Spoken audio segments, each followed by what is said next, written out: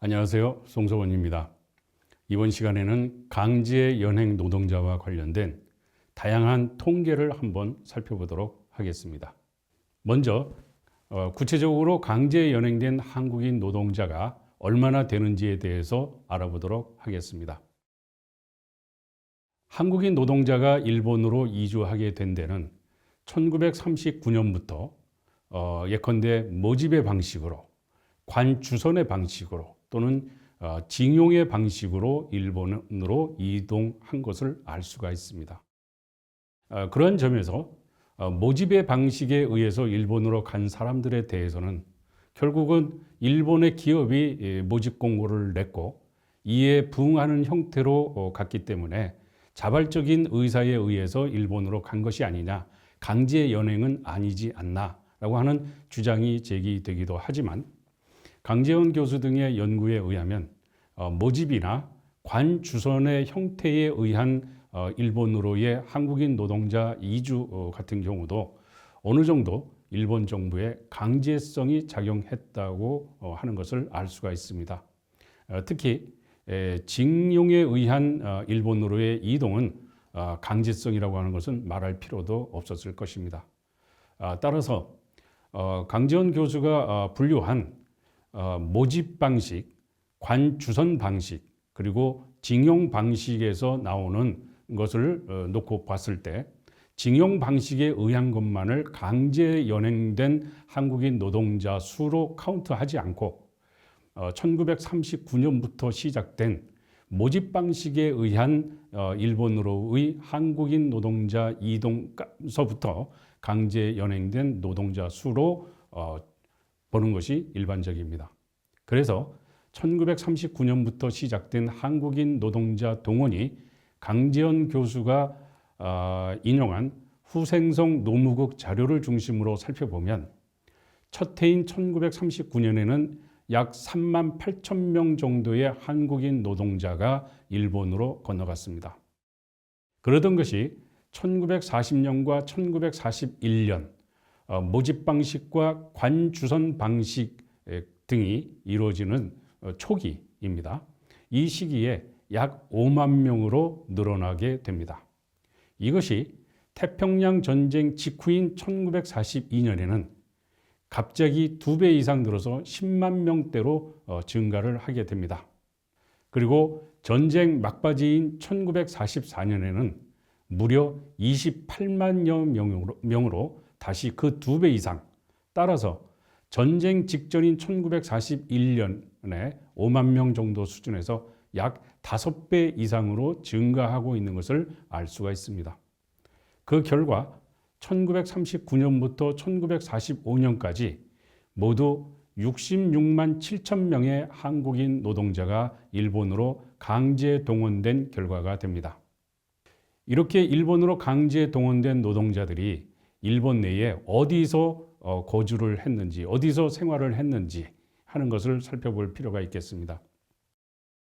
상위 10위까지의 부현별 제1한국인의 분포를 보면 이 역시 강재원의 조사에 의한 것입니다만 1938년 말과 1943년 말에 부현별 한국인들의 그 분포를 살펴보면 상위 10위까지의 순위가 다소 변하기는 하지만 이들 10개 지역이 1938년에 들어있어 10위까지의 부현이 1943년 말에 상위 10위까지의 그 부현에도 그대로 나와 있습니다. 물론 순위가 일부 4위에서 3위로 올라갔다든가 아니면 5위에서 7위로 떨어졌다든가 하는 정도로 약간 순위의 그 차이는 있지만 똑같은 10개의 부현이 1938년 말이나 1943년 말이나 제1한국인이 분포해서 살고 있는 그 상위 지역으로 동일하게 나타나고 있음을 알 수가 있습니다.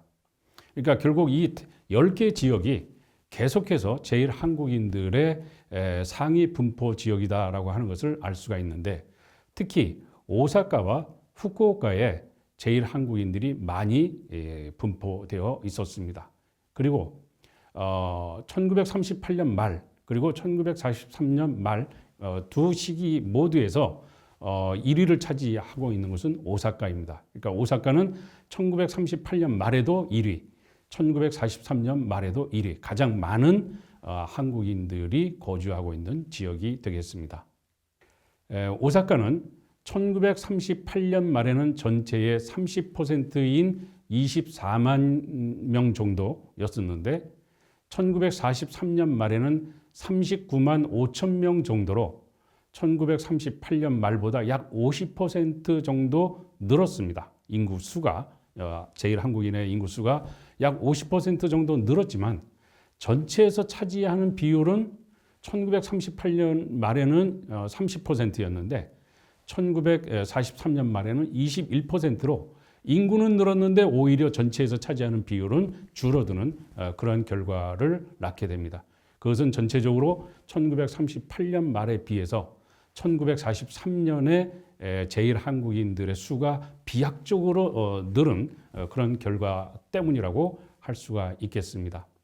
참고로 오사카는 이쿠노쿠의 츠루하시 주변에 히라노 강이라고 하는 작은 강이 있는데 이 강을 개간하고 하는 데에 특히 제주도 출신의 많은 한국인들을 수용한 것으로 알려지고 있습니다. 여하튼 이러한 그 제일 한국인들의 부연별 분포를 보면 일본 내 한국인 총수가 상당히 그 1938년 말에서 43년 말까지 불과 5년 만에 비약적으로 증가했음을 알 수가 있습니다.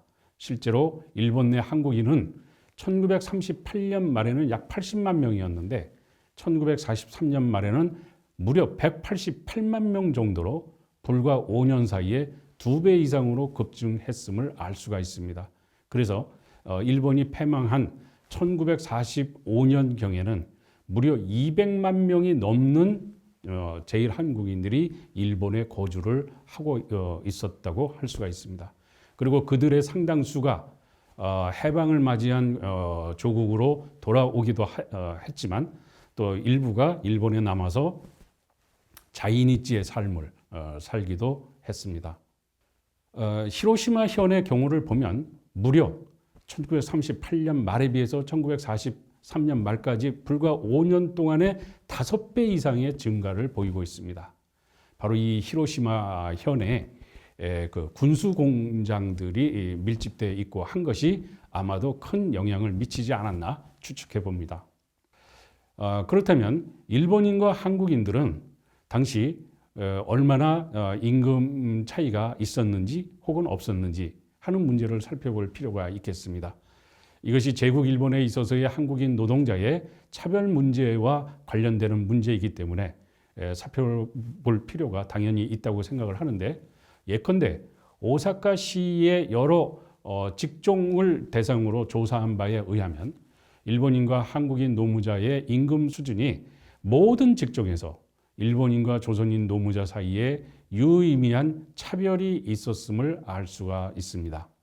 구체적인 내용을 보면 상대적으로 유리공이 일본인 노무자에게도 조선인 노무자에게도 모두 임금 수준이 상대적으로 상당히 높았던 직종이었다고 할 수가 있습니다. 이어서 일본인 노무자에게는 유리공 다음에는 염색공, 메리야스공, 하역인부, 광부 등의 수입이 상대적으로 높았고, 조선인 노무자의 경우에는 하역인부나 막벌이꾼 정도였습니다. 그 이외에 조선인 노동자에게 수입이 높은 그런 직종은 존재하지 않았습니다. 이것은 무엇을 의미하느냐 하면 일본인 노무자는 유리공 이외에도 염색공, 메리야스공 등등 수입이 상대적으로 괜찮은 그런 직종이 덜어 있었던 반면에 조선인 노동자의 경우에는 유리공이나 하역인부 또는 막벌이꾼이 되지 않으면 나름대로 좋은 수입을 얻을 수 없었다고 하는 점을 의미하고 있습니다.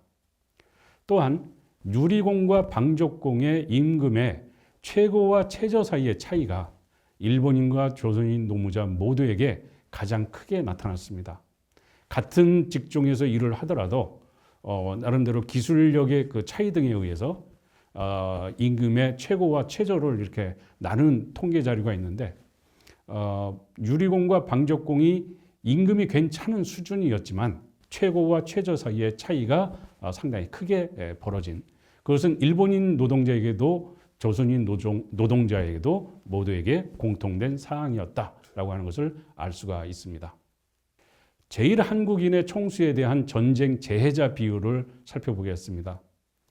1944년 말 현재 제1한국인 총수에서 전쟁에 피해를 입은 재해자가 차지하는 비율을 부현별로 살펴보면 도쿄가 거주 한국인의 무려 42%가 전쟁 재해를 입고 있음을 알 수 있습니다.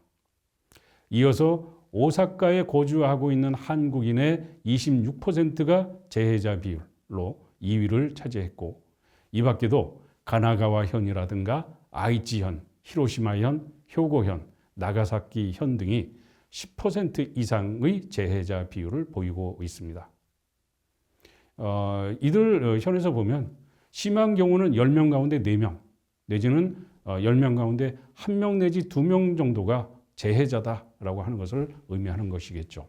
히로시마의 16%, 나가사키의 13%에 달하는 재해자 비율은 이후 원폭 피해로 더욱 크게 그리고 더욱 심각하게 증가했을 것으로 추정이 됩니다.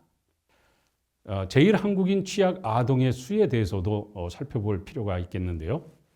제1한국인 전체 인구 가운데 취약 아동의 수와 비율을 보면 1933년에는 12,000여 명으로 전체 한국인 인구의 불과 2.9%만을 차지하고 있었으나 1944년에는 20만 명 정도로 10.4%로 아동의 수와 비율이 모두 크게 증가했음을 알 수가 있습니다.